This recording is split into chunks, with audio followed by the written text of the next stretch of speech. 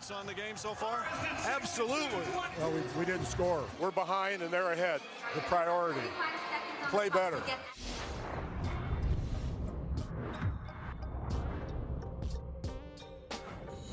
I would assess Pop as one of the top 3 or 4 coaches all time. It's really hard to believe the transition he's been able to make from David Robinson, Tim Duncan, now Kawhi Leonard to go along with Tony Parker and, of course, Manu Ginobili. You can tell he has a firm grasp on all his players. They're well coached, well disciplined. They love playing for him. Oh, I love how Pop handles the media. Is there a question? You're making me nervous. The third question, isn't it? Did you just get 2?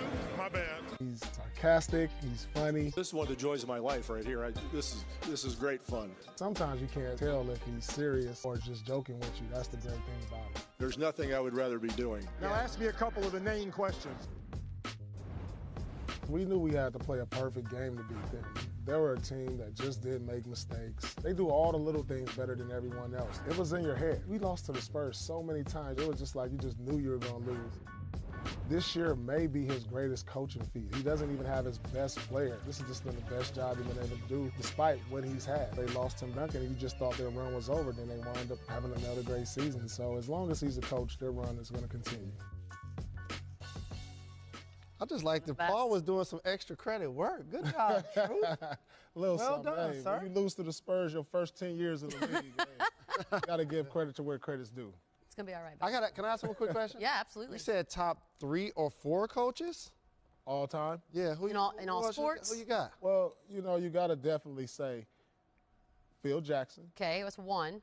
Red Auerbach. That's 2. Back, okay. And then, Pop is in there. Pop and Pat Riley, they're both kind of like toss-up. Okay, I like it. Glad you got Pat Riley in there. You can do top 2 at those at the 2 worst. is kind of like, you can go with either one, depending on what kind of hair day you have.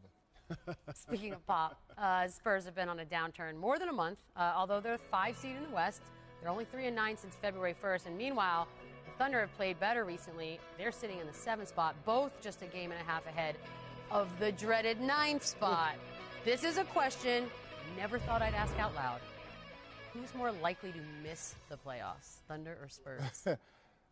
This is a tough question because, I will never bet against Greg Popovich missing the playoffs. He can put 5 D-League guys out there right now, and he could probably coach them into the playoffs. And then you're like, wow, how does a team like Westbrook, Paul George, and Melo miss the playoffs? I mean, it's kind of tough, man, because you got 3 superstars over there. But I'll say the Thunder. I can't go against the Spurs because of their resume over the last 20-plus years. That's okay. Making the playoffs. You love history. I'm just going to own it, and I appreciate how the Clippers have been playing well lately, and Utah's been better than I thought coming into the year. But they'll be out. The 2 teams that are going to be in are the ones we just talked about. Yeah, but most likely you have to pick one of those 2. That's not how the question works. Okay, right. You have to pick one. Like if you had to choose one not to make the playoffs, Thunder or Spurs? You're not running for office. I would say Thunder would miss before I would say Spurs would. Okay, fair enough. Did that hurt? No, it didn't hurt because they missed Roberson. Jalen Robertson. Yeah, Robertson. We're doing an entire 30-minute show one day on Roberson. Get well soon, young fella. Any thoughts on the game so far? Absolutely. Well, we didn't score. We're behind and they're ahead. The priority. Play better.